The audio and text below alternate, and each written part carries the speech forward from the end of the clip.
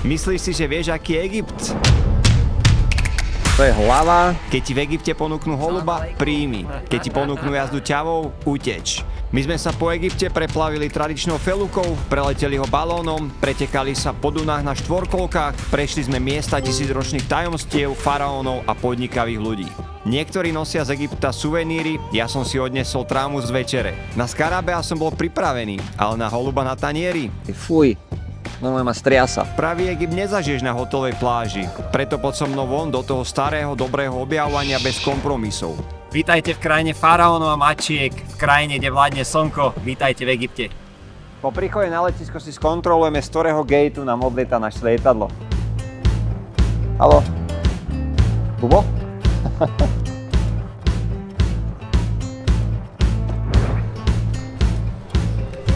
Hi Ahmed, salam alaikum. Walaikum assalam Martin, welcome to Hurghada. Sú 4 hodiny ráno, nám sa podarilo konečne dostať na hotel. Počkáme teraz na kľúčiky, urobíme check-in, pôjdeme sa ubytovať, trochu pospať a o 9 ráno vyrážame na ďalšiu cestu.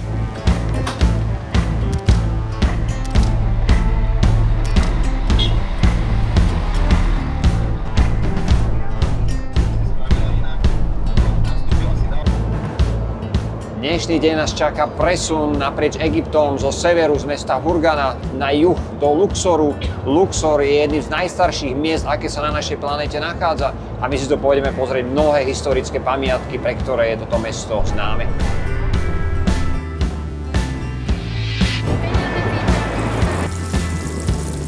Po veľmi zaujímavej ceste z Hurghady, kedy sa nám vymenala púšť, až po veľmi úrodnú pôdu v okolí rieky Níl, sme prišli do mesta, ktoré má viac ako 4000 rokov a je to samotný Luxor, na ktorého prehliadku mesta sa už veľmi teším. Luxor, kedysi známy ako staroveké Téby, leží na juhu Egypta a má vyše 500 000 obyvateľov. Luxor ukrýva viac ako tretinu všetkých staroegyptských pamiatok na svete.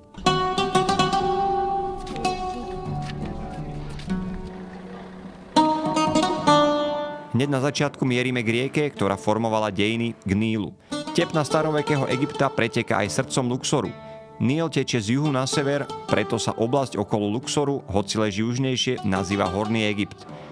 Starovekí Egypťania používali Níl ako hlavnú dopravnú tepnu. Všetky ťažké kamene, sarkofágy či obelisky sa po ňom plavili aj do Luxoru.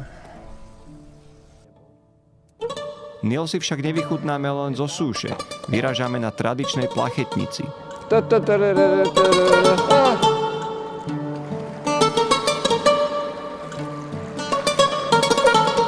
Plavíme sa v tradičnej egyptskej felúke po rieke Níl, tak ako to pred vyše 4000 rokmi robili faraóni. Felúka nemá motor a pohybuje sa len pomocou vetra a skúsenosti kapitána. Cítiš ticho, vodu a starobilý rytmus. Felúky sa v Egypte používajú už viac ako 4000 rokov, takmer bez zmeny v konštrukcii. Níl môžete všetci poznať, že historicky sme ju považovali za najdlhšiu rieku na svete, ale odkedy sa Amazonka predĺžila o pár kilometrov, dá sa povedať, že umelo, tak Níl strátil to prvenstvo a je to druhá najdlhšia rieka na svete. Ako cestovatelia sa snažíme podporovať udržateľnosť a plavba felúkov je presne ten spôsob. Tradičná, tichá a ekologická. Níl si tak vychutnáme bez zanechania stopy. Plavba felúkov je najkrajšia práve pri západe slnka. Zlaté svetlo a rieka vyzerá ako z rozprávky.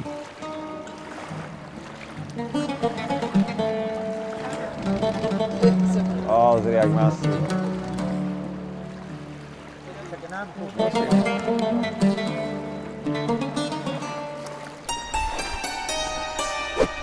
Vítajte v Karnáku, ktorý je kronikou starovekého Egypta vytesanou do kameňa.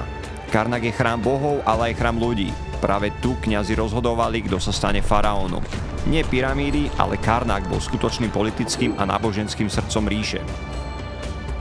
Karnak je najväčšou náboženskou budovou, ako kedy v histórii Egypťania vystavali.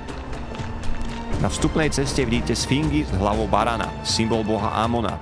Táto tzv. Alej Sfink kedysi spájala Karnak s chrámom v Luxore. Bola dlhá vyše 3 kilometrov.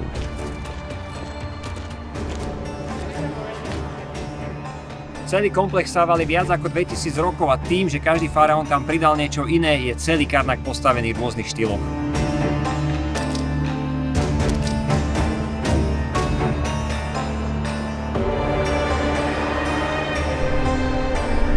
Salam alaikum. Karnak je plný detailov. Hieroglyfy, ktoré vyzerajú ako výtvarné dielo, sú v skutočnosti politické texty. Propaganda stará tisícky rokov. Každý kráľ tu chcel dokázať, že práve on je ten najväčší.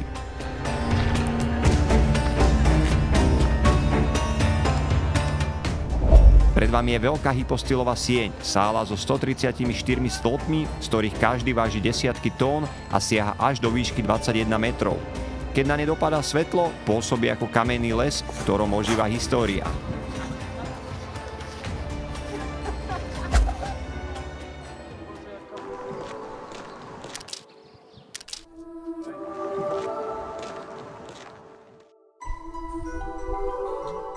No práve sa nachádzam vedľa slávnej Nefertity.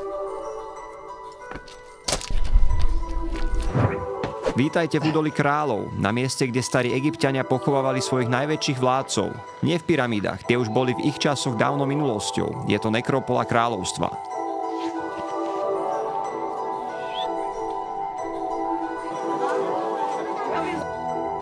Týmito golfovými vozíkmi sa presunieme do údolia kráľov.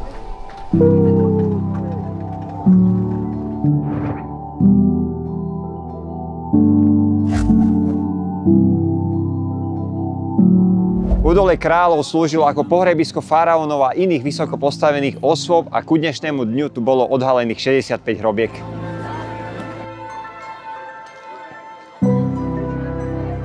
Zo 60 hrobiek sú otvorené pre verejnosť len niektoré. My sme navštívili 4 hrobky. V údolí kráľov sa pôjdeme pozrieť do 4 hrobiek, jednou z nich je hrobka Ramzesa VII. Poďme sa pozrieť. Tisícky rokov ukryté v tieni hory. Malby vo vnútri nie sú len umenie, sú to zaklínadlá na večný život kráľa. Ďalšou otvorenou hrobkou pre verejnosť je faraón Mereptach a takto k nemu vedie cesta. Farby staré tisíce rokov rozprávajú príbeh života po smrti a uprostred toho všetkého Skarabeus, symbol znovuzrodenia. Vo vnútri tejto hrobky mi lokálci ponúknú svoje jedlo, ktoré ochutnám. To eat? Okay. Oh, I'm scared, I guess. Okay, so let me try. ثواني. دجاج مصري. Good. شمش. A ako sa hovorí, zážitky nemajú byť len pozitívne, ale aj intenzívne, tak pevne verím, že tento arabský chleba s tým ich ovčím sírom či kozím sírom, čo sme teraz schutnali, tak verím, že to neskončí faraónovou pomstou. Ďalším faraónom je Ramzes IX. Poďme sa pozrieť aj na jeho hrobku. Ideme si pozrieť malú hrobku známeho faraóna Tutanchamona, o ktorom je známe, že sa mu podarilo zjednotiť celú ríšu. A aj napriek tomu, že Tutanchamon umrel v mladom veku, niekde medzi 18 alebo 19 rokmi života, sa preslavil vďaka tomu, že jeho hrobka ako jedna z mála bola nevykradnutá, neotvorená a práve vďaka tomu sme sa mohli dozvedieť strašne veľa o egyptskej ríše, ako fungovala. Keď v roku 1922 hrobku objavil anglický archeológ Carter, povedal pre BBC, že vidí samé úžasné veci, podobne ako vidíme aj my teraz. Ako môžete vidieť, tak zmumifikované telo Tutanchamona je veľmi nízke. Je to kvôli tomu, že trpel rôznymi chorobami, ako je napríklad raštep chrbtice. Niektoré vstupy sú širšie a niektoré vstupy ku hrobkám sú zasa o dosť užšie, takže ak máte klaustrofóbiu, tak v niektorých hrobkách budete mať problém. V údolí kráľov sme si pozreli tie najznámejšie hrobky a je čas sa presunúť na ďalšiu pamiatku.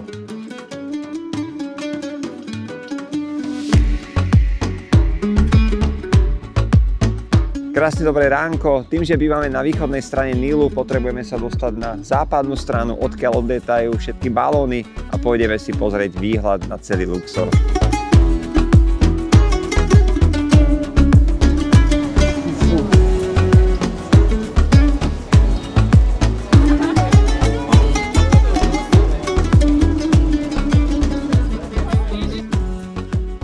Dnešné ráno nás čaká let balónom ponad Luxor, tak si poďme spoločne užiť tento zážitok.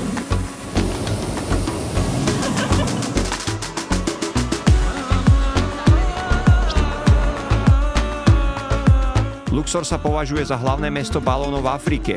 Denne vzlietne 30 až 40 balónov naraz, čo vytvára úžasný vizuálny efekt nad krajinou. Ročne sa balónového letu v Luxore zúčastní viac než 200 000 turistov. Toto video vzniklo vďaka nášmu dlhoročnému projektu Bubo cestovateľská akadémia, kde priamo v teréne školíme tých najlepších budúcich sprievodcov. Ak by si sa aj ty chcel stať súčasťou nášho tímu, vyplň si dotazník na našej stránke bubo.sk. Na dnešnom obede spoznáme chute egyptskej gastronómie. Na tanieri mám aktuálne ochutnáme koftu a ochutnáme to teda s ich tradičným chlebom a uvidíme, aká bude tá chuť. Príjemné. Dobre dochutené. Príjemná chuť. V Luxore sme sa ubytovali v príjemnom štvorhviezdičkovom hoteli Iberhotel s krásnym výhľadom na legendárnu rieku Níl.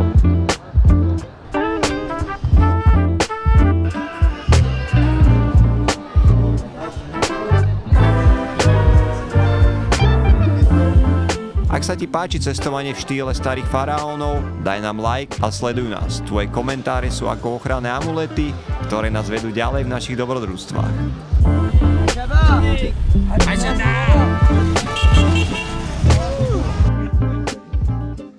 Dneska nás čaká ďalší gastronomický zážitok, ktorým je pečený holub. Hovorí sa, že faraónova pomsta vie byť iba jedna. Pevne veríme, že si po ňu nejdeme. Čo odriznem ako prvé? To je hlava. Fuj, nové ma striasa. Fuj.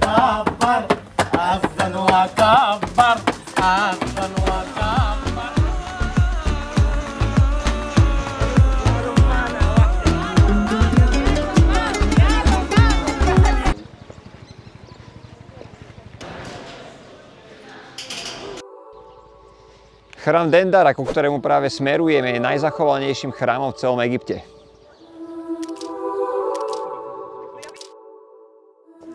Chrám Dendera bol zasvetený bohyni Hathor a počas storočí tu prebiehali náboženské rituály, oslavy, hudobné slávnosti, ale aj liečebné obrady.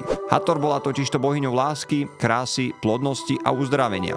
Chrám bol aktívne využívaný od čias faraónov až do rímskej doby, teda viac než 1000 rokov. Že hyperlapse. A teraz sme vo vnútri. Tuto už fakt vyzerá ako scéna z filmu. Tieto stĺpy sú obrovské a každý má vytesanú tvár bohyne Hathor.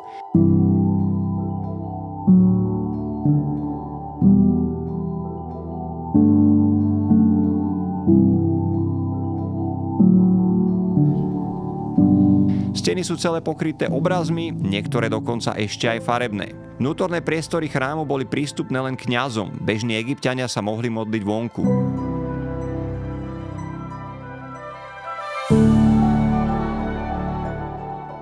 Chodby v Dendere sú ako nekonečný seriál. Stále nové zvraty a zákruty, kde sme sa hrali na schovávačku s faraónmi. Steny sú pokryté symbolmi, ktoré rozprávajú príbehy staré tisíce rokov. A verte mi, tu sa stratiť fakt dá.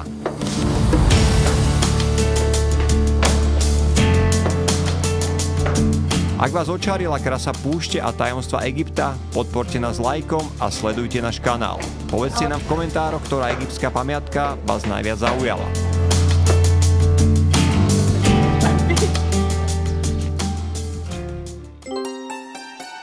Za mojím chrbtom sa pozeráme na 19 metrov vysoké a 720 tonov vážiace Memnonové kolosy. Kolosy sú vytesané z jedného kusa alabastrového kameňa, čo bola náročná a zdĺhavá práca. Memnonové kolosy slúžili ako strážne sochy pri vstupe do veľkého chrámového komplexu Amenhotepa III. Ich úlohou bolo chrániť hrobku a symbolizovať moc a slavu faraóna. Ďalšou pamiatkou, ktorú si v meste Luxor pôjdeme pozrieť, je chrám Hatšepsut. Chrám kráľovnej Hatšepsut pri Luxore je architektonický skvost vytesaný do skaly s elegantnými terasami a stĺpmi. Slúžil ako pohrebný chrám. Hatšepsut bola výnimočná, aby si upevnila autoritu ako faraón, nosila falošnú bradu a mužské kráľovské tituly. Hatšepsut, podľa ktorej je pomenovaný tento chrám z 18. dynastie, bola oficiálnou druhou kráľovnou, ktorá vládla v Egypte. Za jej vlády sa Egyptu darilo, obchodovala s exotickými krajinami ako Punt a podporovala umenie. Po jej smrti sa ju snažili historických záznamov vymazať, no jej chrám prežil. Dnes je dôkazom, že ani história nedokáže úplne umlčať silnú ženu.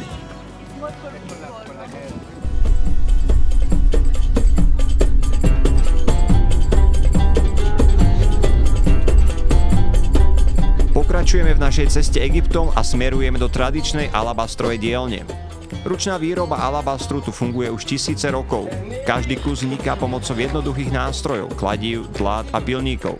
Remeselníci používajú len svoje ruky a skúsenosti, ktoré sa dedia z generácie na generáciu. Leštenie prebieha ručne, až dokým sa povrch stane jemným a hladkým.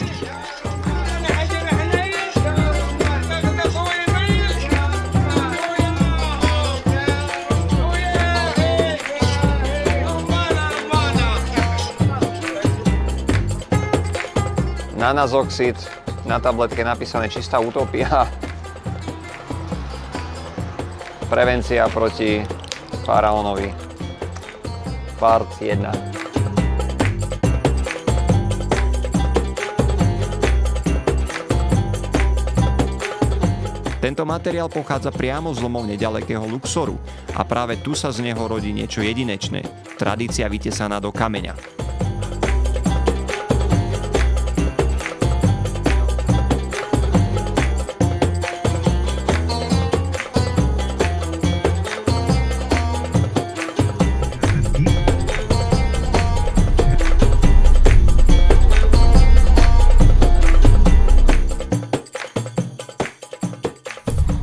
Uprostred púšte robíme krátku zastávku na tzv. Bazar stop. Malé miesto, kde kúpiš vodu, čaj, suveníry či tradičné šatky. Predavači sú priateľskí a každý si tu nájde niečo svoje. Od miestnych sladkostí až po beduínske oblečenie. How much is it in euro? 20 euro. Okay, show me how does it look like. Na konci si ideme vyskúšať aj niečo typické. Dlhé egyptské šaty a šatku na hlavu, ktorú ti omotajú ako pravému púštnemu nomádovi. Salam alaikum. Salam alaikum.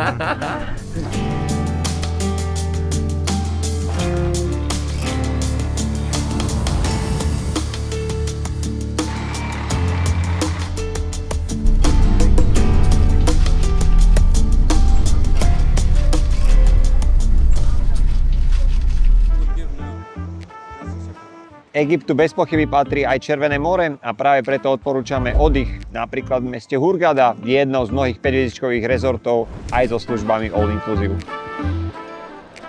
Dobre, som zvedavý, ako to vyzerá vnútri v izbe, poďme sa na to pozrieť.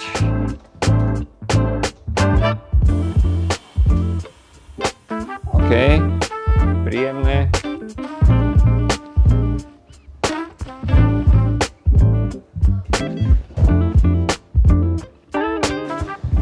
Rovno s výhľadom na bazén, teraska, tu rovno pár metrov pred nami bude pláž. Pomôžte nám objavovať krásy Egypta ešte ďalej. Dajte like, sledujte náš kanál a podielte sa s nami o svoje názory v komentároch.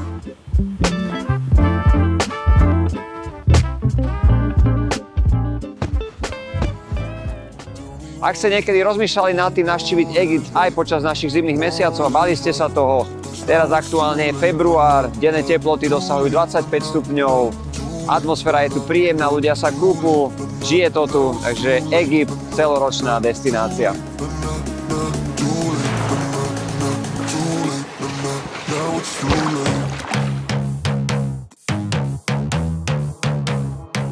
Ideme pozrieť, ako to tu žije chudobne.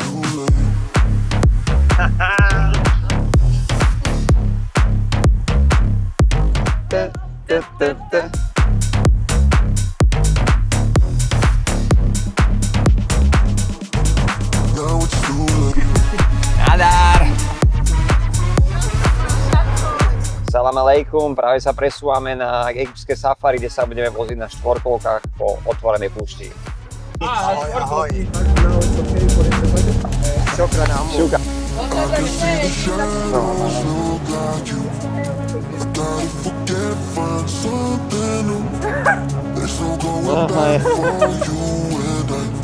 Salam alaikum. Salam alaikum. Alaikum salam. Ideme sa voziť na skutroch. Na skutroch, nie na štvorkolke? Tak máme na štvorkolky. Máme na štvorkolke. Ahoj.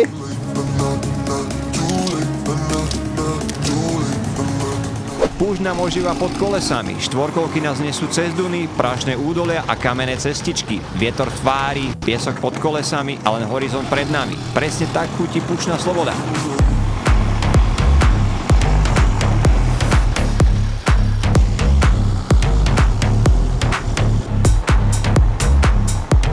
No máme za sebou jazdu na štvorkovkách, zážitok ulovený jak oči.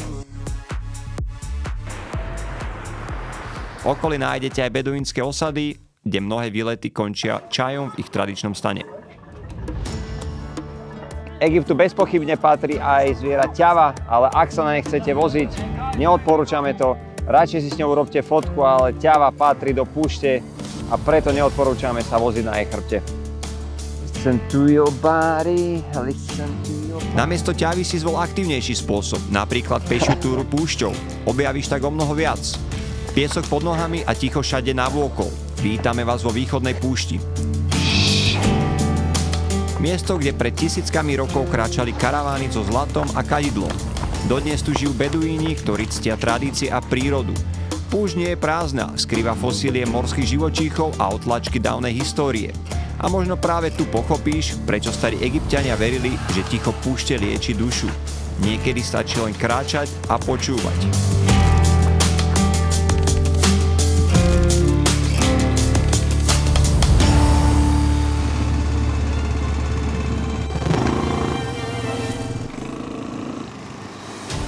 Púšť pod kolesami a obloha plameňom. A presne v takýchto momentoch človek cíti, že svet je väčší než my a predsa mu patríme.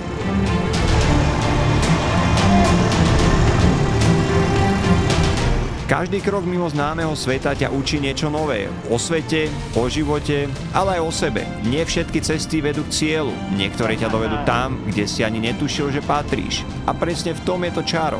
Objavuj, cíť a ži. Svet čaká. A s týmto západom slnka sa lúčime s Egyptom a vidíme sa v ďalšej krajine. Čaute.